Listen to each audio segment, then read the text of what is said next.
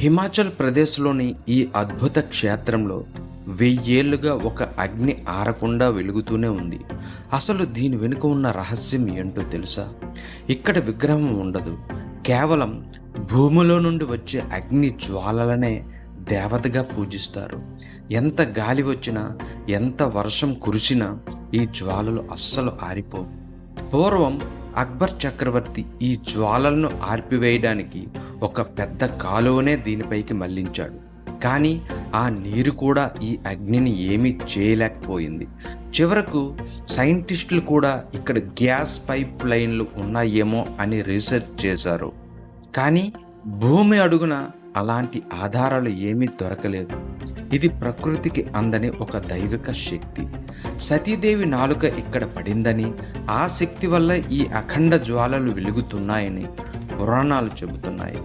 Science సైతం తేల్చలేకపోయిన అద్భుతం ఇది.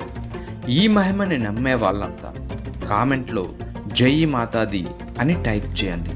మీ అందరికీ మంచి జరుగుతుంది.